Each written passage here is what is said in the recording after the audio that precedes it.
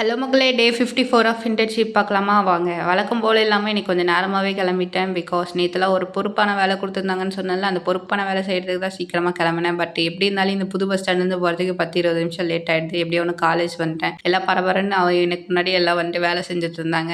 அவங்க கூட சேர்ந்து நானும் வேலை செஞ்சுட்டு, அதுக்கப்புறம் இந்த டீ தான் இன்னைக்கு எங்களோட பிரேக்ஃபாஸ்ட்டு. அதுக்கப்புறம் இவன் தான் எங்க டிபார்ட்மெண்ட்டோட ப்ளே பாய். இவன பார்த்தா பெண்கள் கொஞ்சம் ஜாக்கிரதையா தள்ளியே இருங்க. அதுக்கப்புறம் இந்த ஸ்நாக்ஸ் குடுத்தாங்க. அதெல்லாம் சாப்பிட்டு எங்கள் டிபார்ட்மெண்ட் பசங்களோட டியூட்டி மூட பார்த்துருப்பீங்க. ஆனால் ஸ்நாக்ஸ் மூட பார்த்துருக்கீங்களா? ஸ்நாக்ஸ்ன்னு வந்துட்டா பிரித்து மேய்ஞ்சிருவாங்க. அதுக்கப்புறம் ரெப்போ அவங்களோட அசிஸ்டண்ட்டும் வேலை செஞ்சுட்டு இருந்தாங்க. அவங்க கூட சேர்ந்து நானும் வேலை செஞ்சுட்டு இருந்தேன். அப்புறம் நாளைக்கான ஷெடியூல்லாம் போட்டிருந்தாங்க. எப்படி எப்படி பண்ணணும்னு. அதெல்லாம் போட்டு முடிச்சுட்டு, அதுக்கப்புறம் எனக்கு கொஞ்சம் உடம்பு சரியில்லை. மேம் கிட்ட பெர்மிஷன் கேட்டு கொஞ்சம் முன்னாடியே கிளம்பிட்டேன். அப்புறம் வாழ்க்கையில் பல அடிகள் விழதான் செய்யும்னு சொல்லுவாங்க. ஆனால் விழுறது ஃபுல்லாக அடியாகவே இருந்தால் என்னங்க பண்ணுறது?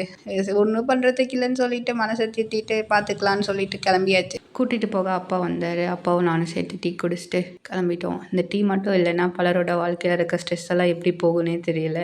அப்புறம் பேக் டு ஹோம் தான். இந்த மாதிரி மோர் கண்டென்ட் பார்க்க என்னோட பேஜை ஃபாலோ பண்ணிக்கோங்க. Tata, bye bye.